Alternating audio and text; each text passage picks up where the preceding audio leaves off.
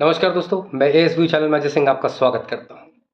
दोस्तों, आपने कभी ये सोचा है कि गवर्नमेंट सेक्टर जो है वो दिन प्रतिदिन नीचे जाता जा रहा है। कई गवर्नमेंट सेक्टर ऐसे हैं दोस्तों जो कि बंद होने की कगार पे आ गए हैं। वहीं अगर आप प्राइवेट सेक्टर को देखते हैं तो प्राइवेट सेक्टर दिन प्रतिदिन ग्रोथ करता जा रहा है, आगे बढ़ता जा रहा है।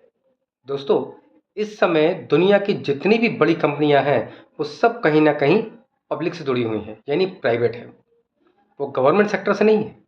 आप मुझे दुनिया के किसी भी एक देश के अंदर ये बता दीजिए कि कोई भी गवर्नमेंट सेक्टर की कंपनी जो है या गवर्नमेंट सेक्टर का फर्म जो है वो पूरी दुनिया में छाया हुआ। लेकिन मैं ऐसी तमाम आपको प्राइवेट कंपनी बता दूंगा जो इस समय दुनिया में छाई हुई हैं। दोस्तों, कभी आपने सोचा कि प्राइवेट सेक्टर की कंपनियां पूरी दुनिया के ऊपर राज क्यों करती हैं? क्योंकि दोस्तों, उसमें कोटा सिस्टम नहीं होता। उसमें कोई भी सिलेक्शन जो है वो कास्ट बेस पे नहीं होता। उसमें कोई भी सिलेक्शन जो है वो जात के आधार पे नहीं होता, बल्कि उनका आधार सिर्फ एक ही होता है और वो होता है काबिलियत। कि आपके पास कितनी काबिलियत है, आप रिजल्ट कितना दे सकते हैं, आप में कैपेबिलिटी है या नहीं है। उन्हें इससे कोई मतलब नहीं है दोस्तों कि आपकी कास्ट क्या है।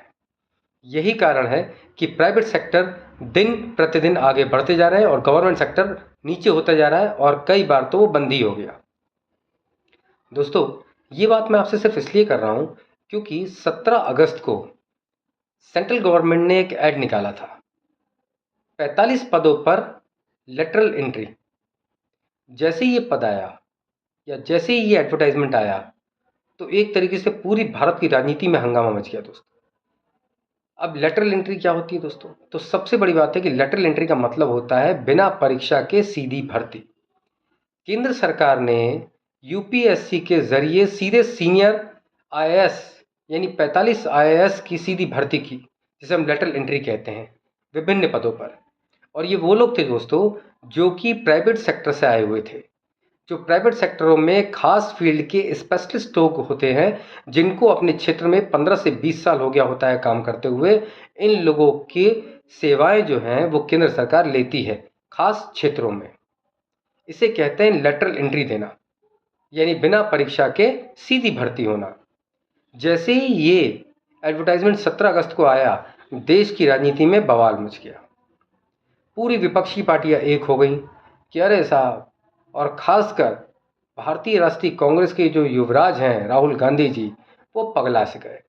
उनके पास एक ही ब्रह्मास्त्र है आजकल, वो है जात पात। ये वही कांग्रेस है दोस्तों। इंदिरा जी के समय इनका एक नारा था, ना जात पे ना पात पे मोहर लगेगी हाथ पे। और आज ये वही कांग्रेस है दोस्तों जो सिर्फ जात और पात की बात करती है। खैर, मैंने सोचा कि आपको बता दूं, याद दिला दूं। दोस्तों, राहुल गांधी जी जो है फिर से मार्केट में आ गए। कहने लगे कि इसमें एससी एसटी और ओबीसी को रिजर्वेशन नहीं है। और तो और राहुल गांधी ने एक आरोप और लगा दिया दोस्तों।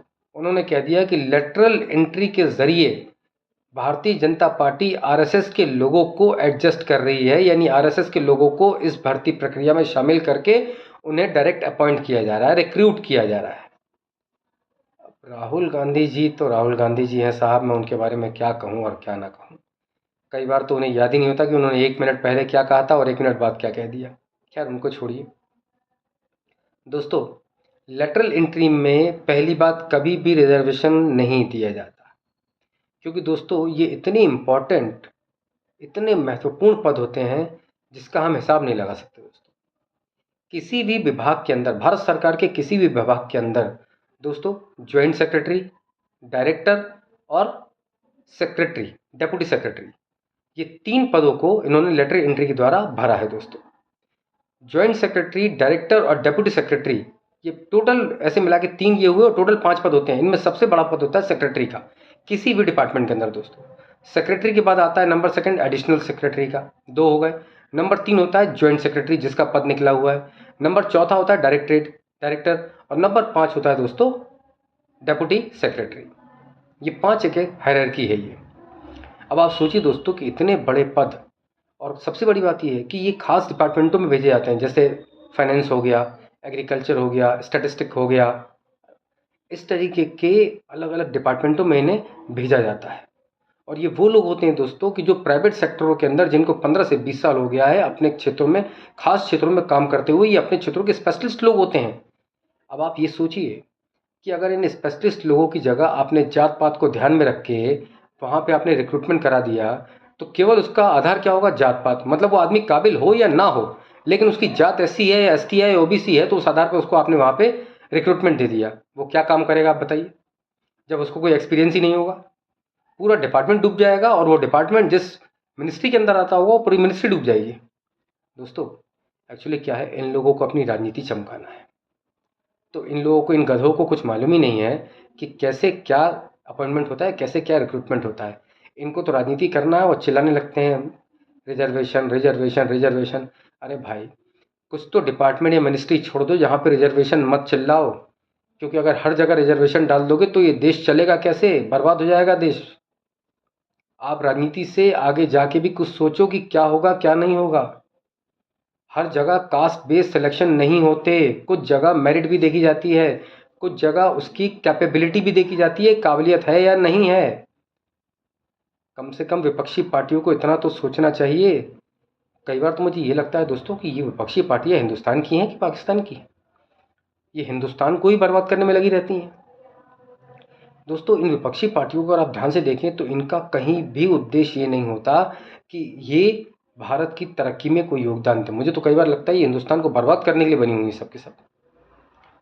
इन विपक्षी पार्टियों से दोस्तों मैं कुछ सवाल करना चाहता हूँ। जैसे मेरा पहला सवाल तो यही है दोस्तों कि भैया आप ये जो हमेशा चिल्लाते रहते हैं रिजर्वेशन रिजर्वेशन रिजर्वेशन, रिजर्वेशन के आधार पे अगर सिलेक्शन होने लगे तो फिर काबिलियत का क्या होगा?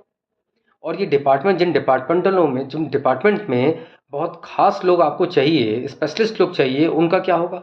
वो डिपार्टमेंट कैसे चलेंगे? और जब वो डिपार्टमेंट नहीं चलेगा तो देश कैसे चलेगा?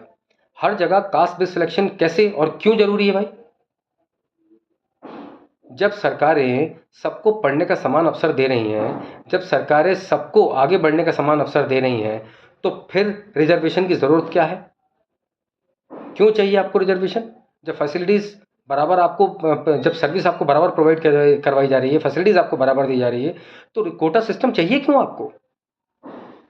दोस्तों मैं आज भी ये बात कहता हूँ कि आज का हिंदुस्तान जो है उसमें कोटा सिस्टम की कोई ज़रूरत नहीं है।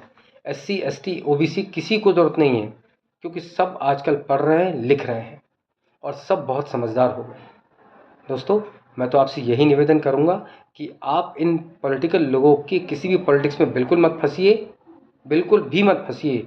देश की तरक्की में योगदान दीजिए, जात पात के चक्कर में फंस के हिंदुत्व को और हिंदुइज्म को बर्बाद मत कीजिए। ये नेता हैं दोस्तों, इनको आपसे कोई मतलब नहीं है, इनको अपनी राजनीति चमकानी है। कांग्रेस पिछले 50 सालों शासन में थी, कब क्यों नहीं याद आया कांग्रेस को जात पात? दूसरी सरकारें आती तभी क्यों याद आता है? इसलिए दोस्तों ना जात पे ना पात पे, सीधे काबिलियत की बात चलेगी। आप पढ़ रहे हैं, लिख रहे हैं, और सबसे बड़ी बात दोस्तों कि लेटरल एंट्री में कहीं भी ये नहीं लिखा गया कि SC ST OBC या जनरल के लिए है, जिसमें काबिलियत हो वो ले ले। तो दोस्तों आप अपने आप को काबिल बनाइए, जात पात की बैसाखी के सहारे बिल्कुल मत चलिए दोस्तों। काबिल बनाइए, सफलता अपने आप आपके पास आएगी। दोस्तों आज के लिए बस इतना ही। कल एक नए विषय पर मिलते हैं। बहुत बहुत धन्यवाद। भारत माता की जय। जय सिया राम।